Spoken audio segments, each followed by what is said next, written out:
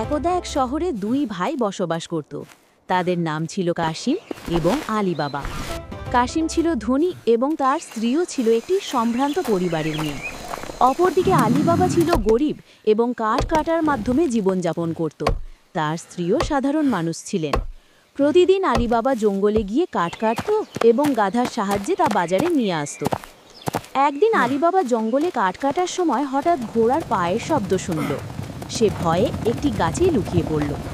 কিছুক্ষণ পর সে দেখল ৪০ জন চোর একটি পাহাড়ের সামনে এসে থেমে গেল। তাদের নেতা মন্ত্র উচ্চারণ করল, তখন পাহাড়ের মধ্যে একটি গোপন দরজা খুলে গেল। চোরেরা ভিতরে প্রবেশ করে লুটের মাল রেখে বেরিয়ে এলো এবং দরজা বন্ধ হয়ে গেল। চোরেরা চলে যাবার পর আলী বাবা সাহস সঞ্চয় করে নিজে চেষ্টা করল এবং তিনি একই মন্ত্র উচ্চারণ করলে দরজা খুলে গেল। ভিতরে প্রবেশ করে আলী বাবা অসংখ্য সোনা, রূপা এবং রত্ন দেখল। সে কিছু সোনা গাধায় করে বাড়ি নিয়ে এলো।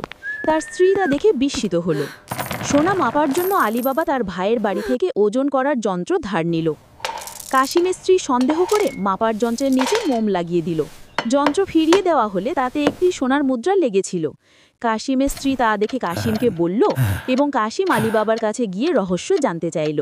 আলী বাবা সব খুলে বলল এবং কাশিম গুহার রহস্য জানল। কাশিম অভিলাষী হয়ে গুহায় গেল।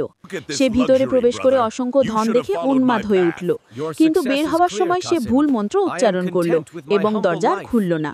চোরেরা ফিরে এসে তাকে দেখে হত্যা করল এবং তার দেহ গুহার দরজায় ঝুলিয়ে রাখল, যাতে অন্যরা ভয় পায়। পরবর্তীতে আলী বাবা গুহায় গেল এবং কাশিমের দেহ দেখে গভীর শোকে মুহ্যমান হল। সে দেহ বাড়িতে নিয়ে এলো। কাশিমের স্ত্রী শোকে কাঁদতে লাগলো।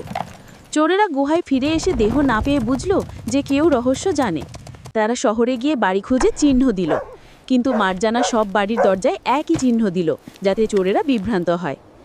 এক চোর পরের দিন অন্য চিহ্ন দিল, কিন্তু মারজানা আবার সব বাড়িতে একই চিহ্ন দিল। অবশেষে চোরদের নেতা নিজে শহরে এলো এবং আলী বাবার বাড়ি মনে রাখল। কিছুদিন পর চোরদের নেতা একটি তেল বিক্রেতার ছদ্মবেশে শহরে এলো। তার সঙ্গে ৪০টি জার নিয়ে এলো, যার মধ্যে ৩৯টিতে চোর লুকিয়েছিল এবং একটিতে তেল। আলী বাবা তাকে আশ্রয় দিল, কিন্তু বুদ্ধিমতী মেয়ে মারজানা চোরদের সর্দারকে চিনতে পেল এবং সে তাদের পরিকল্পনাটি বুঝে গেল। এবং সে একটি বড় কড়াই করে তেল গরম করে প্রত্যেকটি ডামে ১ জগ করে গরম তেল ঢালল। তাতে চোরেরা পালিয়ে গেল।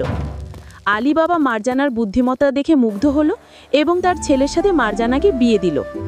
তারা গুহার ধন নিয়ে সুখে শান্তিতে জীবনযাপন করল।